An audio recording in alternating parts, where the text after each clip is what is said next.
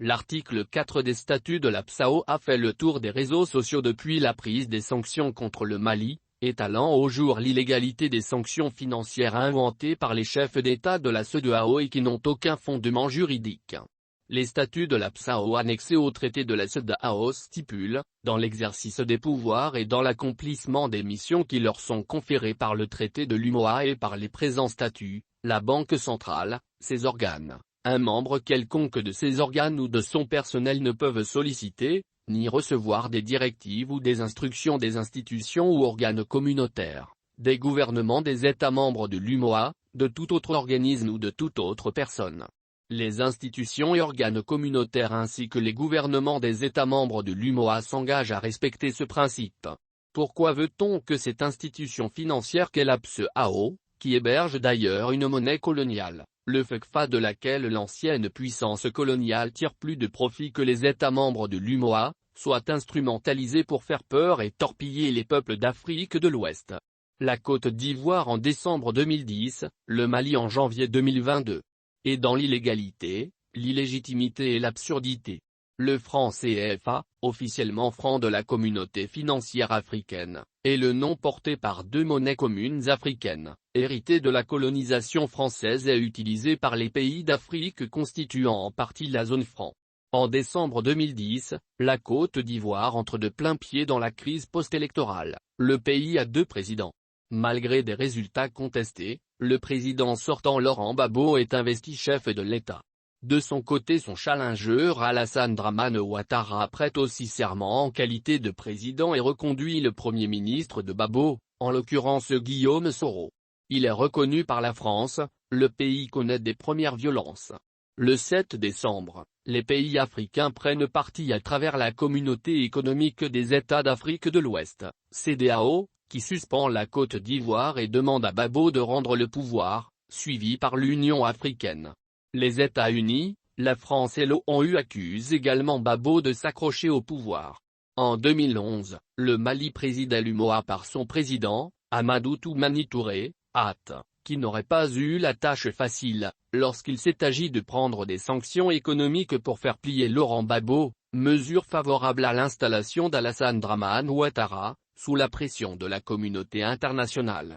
Selon des sources du milieu des finances, le refus catégorique du président de signer la décision qui gelait les fonds destinés à la Côte d'Ivoire pour payer le salaire, lui a coûté quelques mois plus tard ce que vous savez.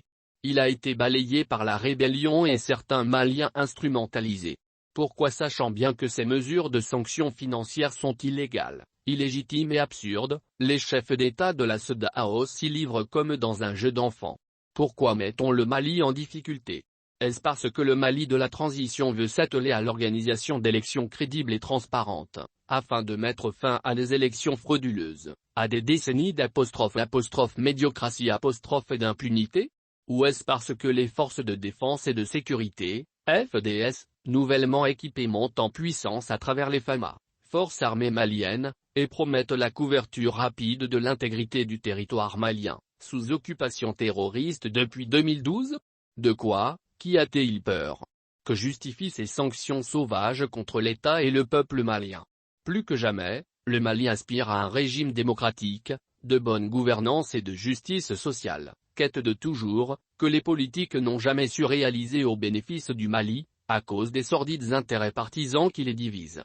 Selon des juristes, les décisions de sanction des vieux fatigués de la CEDEAO, sont purement illégales, ne respectent pas les droits humains, sont contraires à la Charte africaine des droits de l'homme et des peuples, CAD, et ne résistent à aucune analyse. L'article 4 du traité révisé de la CEDEAO, indique que les hautes parties contractantes, dans la poursuite des objectifs du présent traité, affirment et déclarent solennellement leur adhésion aux principes fondamentaux. Parmi ces principes on note, respect, promotion et protection des droits de l'homme et des peuples conformément aux dispositions de la Charte africaine des droits de l'homme et des peuples. La Charte africaine des droits de l'homme et des peuples dispose dans son préambule, convaincu qu'il est essentiel d'accorder désormais une attention particulière aux droits au développement, que les droits civils et politiques sont indissociables des droits économiques, sociaux et culturels, tant dans leur conception que dans leur universalité, et que la satisfaction des droits économiques, sociaux et culturels garantit la jouissance des droits civils et politiques, conscients de leur devoir de libérer totalement l'Afrique dont les peuples continuent à lutter pour leur indépendance véritable et leur dignité et s'engageant à éliminer le colonialisme, le néocolonialisme, l'apartheid, le sionisme, les bases militaires étrangères d'agression et toute forme de discrimination, notamment celles fondées sur la race, l'ethnie, la couleur, le sexe, la langue, la religion ou l'opinion politique. Réaffirmant leur attachement aux libertés et aux droits de l'homme et des peuples contenus dans les déclarations, conventions et autres instruments adoptés dans le cadre de l'Organisation de l'Unité africaine, du Mouvement des pays non alignés et de l'Organisation des Nations Unies, fermement convaincus de leur devoir d'assurer la promotion et la protection des droits et libertés de l'homme et des peuples, compte dûment tenu de l'importance primordiale traditionnellement attachée en Afrique à ces droits et libertés. Article 1. Les États membres de l'Organisation de l'Unité africaine, partis à la présente charte, reconnaissent les droits, devoirs et libertés énoncés dans cette charte et s'engagent à adopter des mesures législatives ou autres pour les appliquer.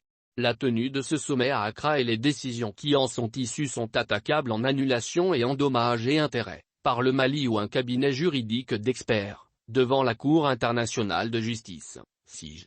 Les chefs d'État de la CEDEAO sont-ils poursuivables pour association de malfaiteurs? Certains adeptes du droit international planchent sur la question.